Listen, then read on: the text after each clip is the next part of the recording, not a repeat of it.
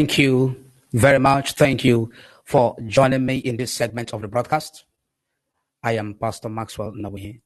The very segment of the broadcast is looking into other matters arising, perspectives, and different views of different individuals who are in the know, who understands what government is all about, how government policies should be when it comes to international businesses or contractual agreements, people that have been in the helm of affair, So we'll continue to take them into consideration, trying to know what actually is going on with the seizure and all the court proceedings regarding the three presidential jets belonging to the Nigerian's presidential fleet that was taken into hostage by Zhongshan, a Chinese company, as a result of a French court order. This very article is presented or written by Dakuku Peterside. And Dakuku Peterside, I think he was one time a governorship aspirant during the 2015 presidential election, when Buhari was coming into power, was trying to come into power. And Peterside is from River State. He was a kind of political godson of the former governor of River State, Right Honorable Rotimi Chibike Amechi. And he was actually the one that brought him to become or to vie for the position of governorship during the then governorship election. So as Amechi was fighting at the federal level, the Kuku Peterside was also fighting at the state level, but eventually he lost because at the time APC did not have a press or a governorship candidate because of one internal party issues or the other arising from the primaries, arising from the delegates and all that. So the Kuku Peterside could not stand election because of that very internal party issues. APC was not able to fill in a governorship aspirant or candidate for the party. So he, since after that very 2015 election, has not been in the public knowledge. He has not been actively in public participation of politics or lending his voice to the polity, the policies, and all the decisions affecting Nigerian people, both at the state level and at the federal level. I think he was made the chairman of the Maritime Authority, an appointment that was given to him, a kind of compensation that was given to him for not participating in the governorship election at the time. So it's been years, throughout the administration of President Muhammadu Buhari. I don't think there was significant statement or articles written credited to the Kuku Peterside. So seeing this very article by him was actually a kind of an interesting thing for us to hear what he has to say. And it was published by different mainstream media across the country. And I thought it wise to bring it to this very segment of our broadcast. What is the caption of it? China, Nigeria, and hostage aircraft. China, Nigeria, and hostage aircraft. I'm going to be reading what he wrote. And I may not do certain analysis. I may just read it through. If possible, make one or two comments, after which I will bring this very segment of broadcast to an end. China, Nigeria, and hostage aircraft. Interesting. By Dakuku Peterside. We're going into the details of this very article. Every story has two sides, but when a country's reputation as a sovereign and an investment destination comes under threat, it calls for immediate concern and action from its citizens and leaders. It calls for immediate concern and action from its citizens and leaders. Take note of that. when a country's reputation as a sovereign and an investment destination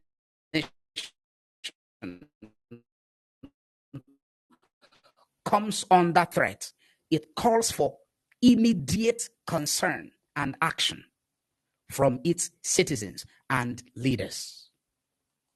And I think that is what he's doing by writing this very article as a citizen, and also, whether presently or in the time past, one of the leaders at the state level. We must continue. The recent unfolding of a concerning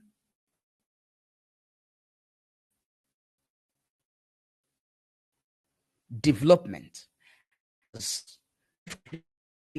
for Nigeria's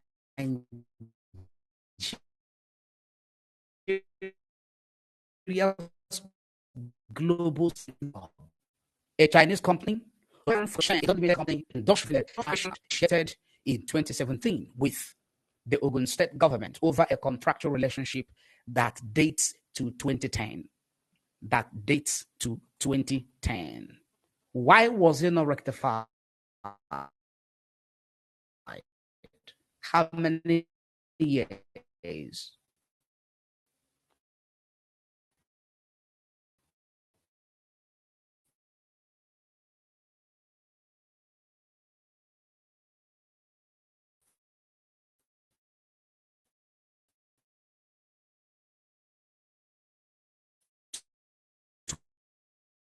(2010), it was not rectified. The government did not do it until government brought immediate attention and action. This ruling is a significant blow to Nigeria's absolute sovereign status and the doctrine of sovereign immunity. It is a significant blow to Nigeria's absolute sovereign status,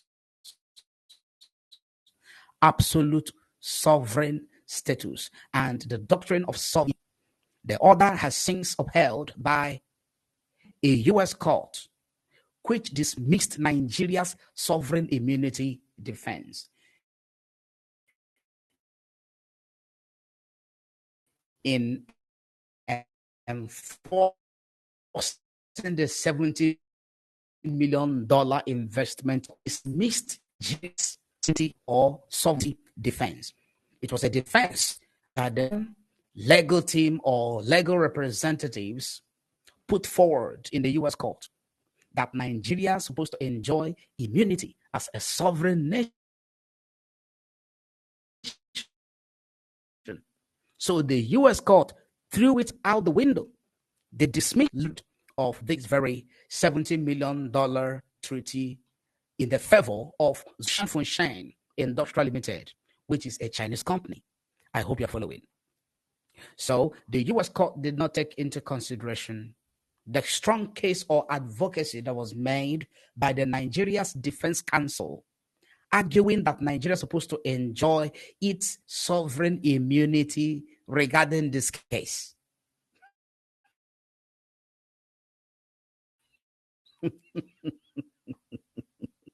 And the U.S. court said, no, not in this case. You've lost it, so it cannot stand. It cannot hold any water. It was thrown away. So the court went ahead to award $70 million to this Chinese firm. It continues. The U.S. court was scathing in its judgment, asserting that Nigeria had gruesomely violated the forgive me for my laughter, please. That Nigeria has gruesomely the same tone, the same wordings, the same words that is used in this very U.S. court judgment against Nigeria was similar to what the United Nations judgment used in the judgment between Nigeria and Mazi Nnamdi Kanu.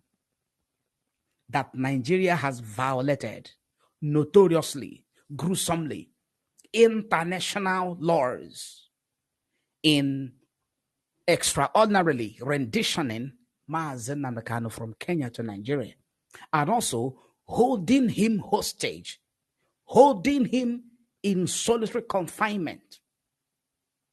This is about 3 years. About 3 years.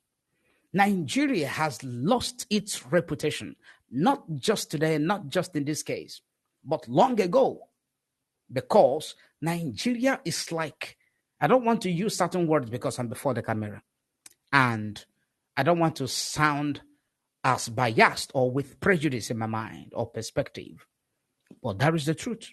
We all know.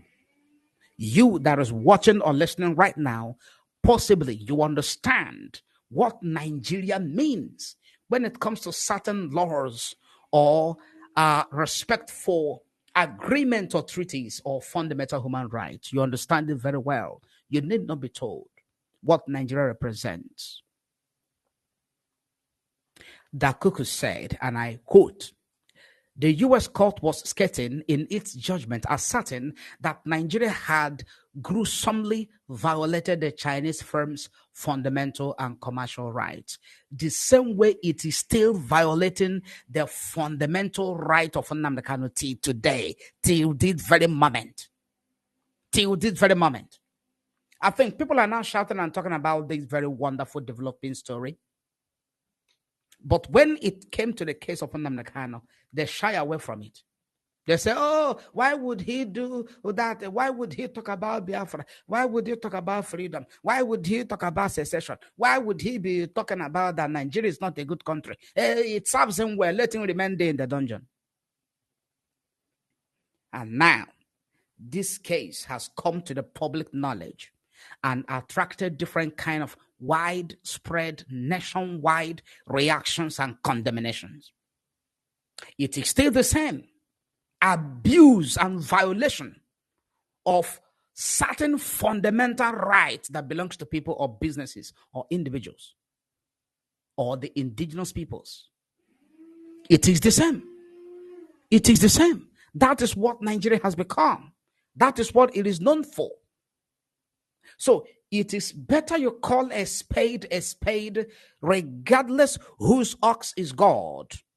You have to be so objective in your reasoning. Be so objective. Don't take sides because it doesn't affect you or it doesn't favor you. It doesn't make any sense. You should be civilized to call a spade a spade. Now it is the Chinese company. Who knows so many other companies that suffer the same abuse or violation of their rights, but they couldn't speak up because of different kind of threats. More especially, such companies or businesses that are owned by the indigenous peoples in this part of the world. Maybe they were threatened. Maybe they didn't have the ball to go to court, to take the government to court. It was then swept under the carpet. Violation of different rights, abuses of different fundamental rights, guaranteed in the constitution of the country for the citizens or anyone that is resident in Nigeria to enjoy. The ruling has led to the dramatic seizure of 3 Nigerian aircraft in France, aircraft that belong to the federal government. The seized jets include a Dassault Falcon X, 7X, a Boeing 737-7N6/BBJ, and an Airbus A330-243, all stationed at Paris, Le Bourget, and Basel Mulhouse Airport. Now, matters arising. I think I have to bring this to the screen right now. Let it not be that I'm making it up. I'm not making it up, but then I have to bring it to the screen that you may be sure or double sure that I'm not making it up. Matters arising.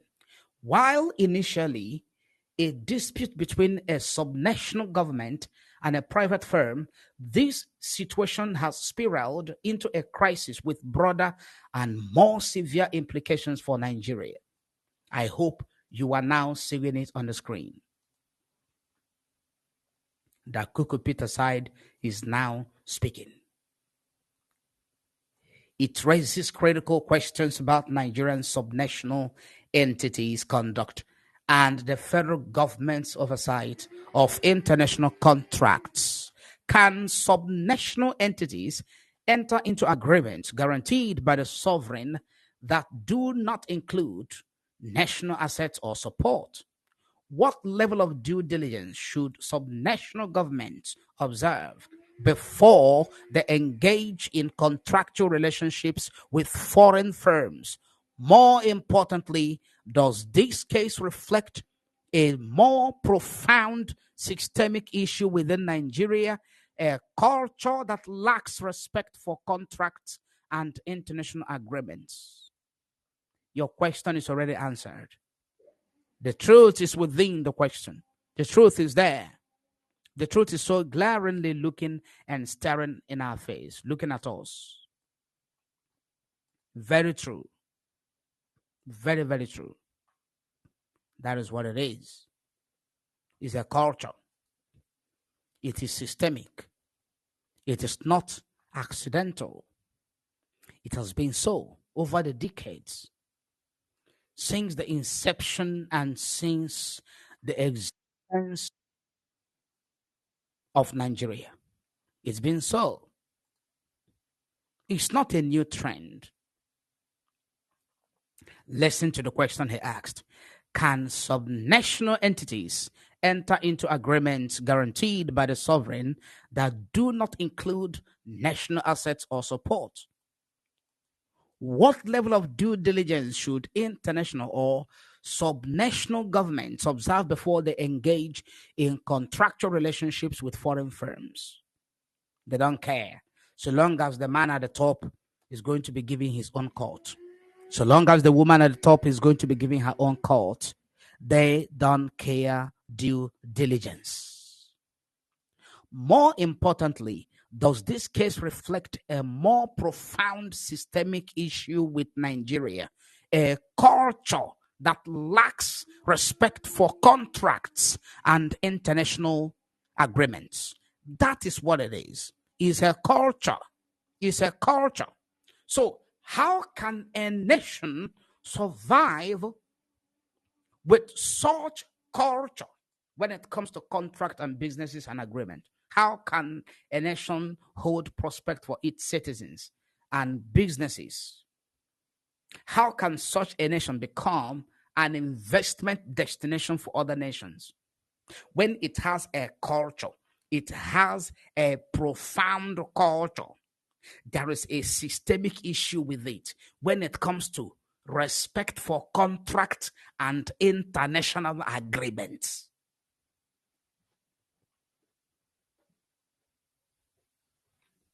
How will such a nation be an investment destination with so much prospect, both for the investors and those that are going to benefit from such investments?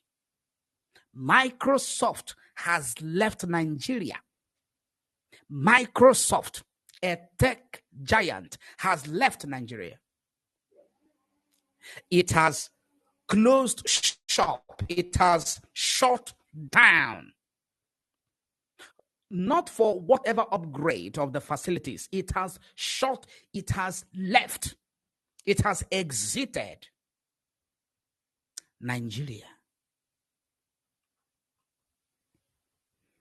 It is about 15 different multinational companies and businesses that have left Nigeria towards the end of last year, 2023, and about 2 months ago. I don't know those that have left about whether in the month of June or last month or a few weeks ago. I don't know. Probably the information is going to circulate on the internet and will be in the know. A country that has a culture, a country that the system has, it is notorious when it comes to disrespect for contract and international agreements.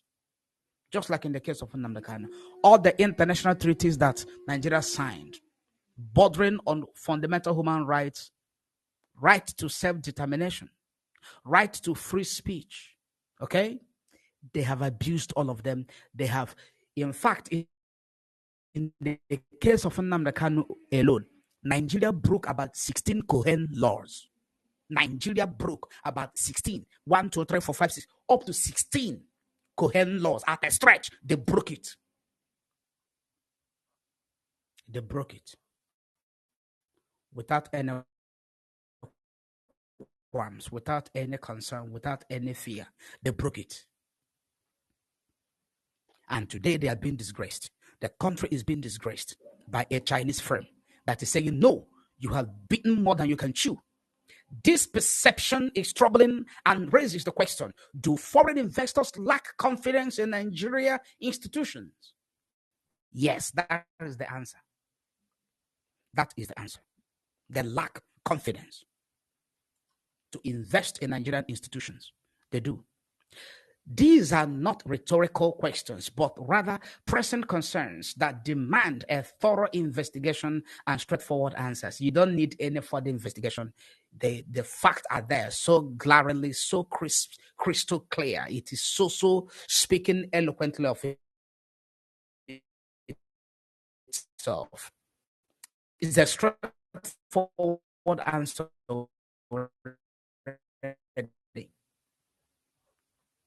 The implications are there, as this case, and the potential loss of much needed funds due to poorly negotiated and mismanaged or managed contractual relationships. A thorough investigation is crucial to restoring trust and confidence in educational business dealings. Stop this investigation issue. The ones that have been investigated, what has the country learned from it? Zero. The situation is not an isolated incident, but part of a worrying trend. Good. It is a worrying trend. It's a trend. This is not the first occurrence of it. This is not the first reference of it. This is not the first citation. This is not the first. It has been a trend, a very bad and ugly trend at that. It mind earlier cases such as the P and ID arbitration ruling in 2010, where Nigeria was found a failed gas supply and processing contract. Okay, though this was reversed, it left a scar. Similarly, in 2019, a UK court awarded an Irish engineering firm $9.6 billion in damages against Nigeria over a failed gas project. Someone had embezzled that money. Someone had embezzled it. Either the president or the minister, they had embezzled it, believe you me. If you do a thorough investigation, you'll find out the truth. And the man at the top took his own percentage, his own cut, his own share, and went to Dubai to flex himself, to enjoy himself, and went to Los Angeles, and went to New York, and went to different parts of the world, tourist destinations of the world to enjoy themselves with their numerous girlfriends in different kind of luxurious and reckless partying. It's Nigeria. It's a culture. In that case, the firm went so far as to instruct its lawyers to identify Nigerian assets worldwide that could be seized to enforce the arbitration award. Yes? These incidents paint a troubling picture of Nigeria's handling of international contracts and the country's reputation on the global stage. Dent on Nigeria's global reputation. The same article continues. The ongoing dispute with Zhongshan Funshan Industrial Investment Company Limited is likely to negatively impact Nigeria's global standing, especially when the country is desperately trying to attract foreign direct investment. How are you going to succeed when your image is already dented by your carelessness and recklessness, disrespect to fundamental rights and contractual agreements? This case highlights the often poorly structured nature of Nigeria's international contracts, where subnational governments and even private companies have found ways to entangle the federal government in their questionable and often poorly thought out deals. Okay? The result is a further tarnishing of Nigeria's already fragile reputation. Nigeria's already fragile reputation. The reputation of the country is already fragile. It's nothing so weak. It's not strong. It lacks merit to attract foreign direct investment. That is what Peter Said is saying. And that is the truth. I completely agree with him. In continuation, following the Dangote saga, where there is a perception that Nigeria could not treat its own business fairly, where there is a perception that Nigeria cannot treat its own business fairly, this is another blow to Nigeria's global image. The country already suffers from a prevalent negative perception regarding the sanctity of contracts, largely due to inconsistent adherence to contractual obligations. They are largely, it is so predominant in the system of Nigeria, in the way that Nigeria was set up, that it is inconsistent in adhering to contractual obligations. Whatever is their own obligation regarding contract, they don't adhere to it. They don't respect it. They don't regard it because they claim it is Nigeria. Behave as you want. If you have the money, you can bribe the judge. You can bribe anybody and find your way out of the country to enjoy the money you looted. The federal government failure to uphold these commitments, particularly at the subnational level, only exacerbates the problem. If you are just joining us, I am Pastor Maxwell Onawuhe, and what we're looking at is China, Nigeria, and hostage aircraft, which is a glaring evidence, a testimonial that Nigeria does not respect agreements, doesn't respect laws, doesn't respect those that mean well for the country, who are working very hard, those that have brought different kind of ideas to help turn around the economy of the country for the benefit of the citizens. This disregard for the sanctity of contract contributes to a growing cynicism about Nigeria as a reliable destination for investment and business. It is crucial to uphold agreements and respect contracts to restore Nigeria's reputation. What about the case of Nnamdi Kanu? As I said minutes ago, Nigeria does not respect. I am not talking about Nigerians. I'm talking about Nigeria, the way the country is put up, the way the country is set up, the way the country runs. It is a dysfunctional system, deliberately put together, and various component, the Igbo, the Hausa, Yoruba, brought together, amalgamated to make sure that Nigeria doesn't move forward. This is to the advantage and interest of the British. That's how they want the country to be. They don't want it to be viable because it is in so doing that they can be able to continue to siphon. They will continue to exploit the natural resources that God has put deposited in the soil in this part of the world. The federal government's failures to uphold these commitments, particularly at the subnational level, only exacerbate the problem. This disregard for the sanctity of contracts contributes to a growing cynicism about Nigeria as a reliable destination for investment and business. It is crucial to uphold agreements and respect contracts to restore Nigeria's reputation. Now, this article continues. The symbolism of this saga is still visible to us. Beyond the immediate damage to Nigeria's national reputation, this incident brings broader issues related to leadership, business ethics, and the sacrosanct nature of contracts. It underscores the importance of community in government, where all governments inherit their predecessors' assets and liabilities and should not cancel contracts arbitrarily. Should not cancel contract arbitrarily. You just cancel it without the due process of the law. Moreover, this situation highlights the critical need to build solid, responsive, and trustworthy institutions that command respect locally and internationally and can handle the complexities of international business contracts. It is an anomaly that contracts involving Nigerian subnationals or firms and foreign businesses always situate arbitration in foreign lands when local institutions are available and ostensibly capable of fulfilling this role. Diplomatic tools to the rescue. That is what he is trying to suggest right now in this very article.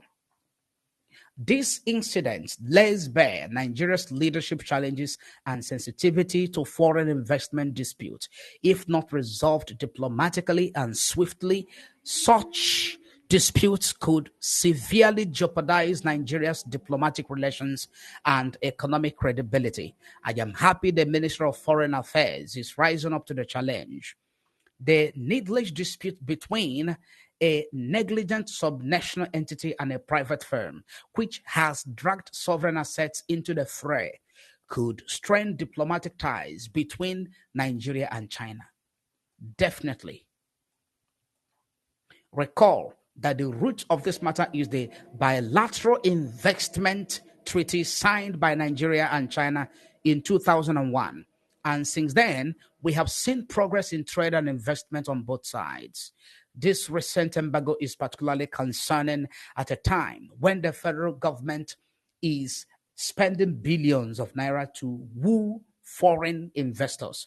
The dispute has cast a dark light on the nature of business transactions in Nigeria, revealing the many dangers they pose to investors, especially when projects collapse or are mismanaged. The potential loss of much needed funds due to poorly negotiated and managed contractual relationships is a stark reminder of the economic impact of such disputes. Peter Said continued. The recurring cases of Chinese companies taking advantage of Nigeria's open business doors are increasingly worrisome. It is imperative that the federal government, particularly the Office of the Attorney General, take a closer look at international contracts entered by state governments to insulate sovereign assets from exposure. A good idea. This situation raises significant constitutional questions. This situation raises significant constitutional questions. Does the federal government have the constitutional authority to regulate or even approve contracts entered by subnational entities? They have to answer the question, because they always go where they're going to loot, where they're going to exploit certain lacuna in the constitution or in the law to enrich themselves. Sanctity of contract. We are moving towards the end of this broadcast.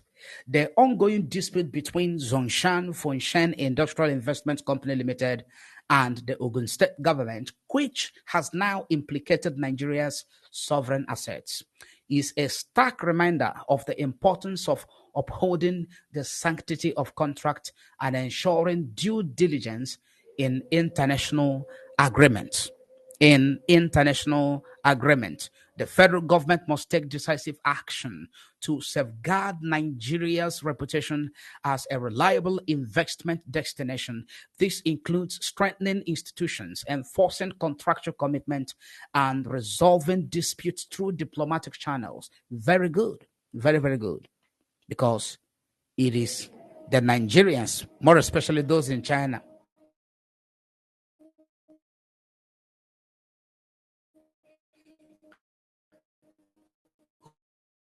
who are also into business that will be affected by what is going on right now. Bad reputation before the global stage.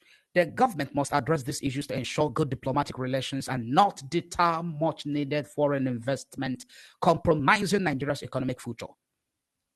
The time has come for Nigeria to reassess its approach to international business dealings. This reassessment must focus on restoring confidence among global investors, ensuring that all levels of government adhere to international best practices, and building institutions that are strong, respected, and trusted by domestic and international stakeholders. Nigeria can repair its reputation and safeguard its national interests in an increasingly interconnected global economy by doing so. In conclusion, incident is more than just a legal or diplomatic issue.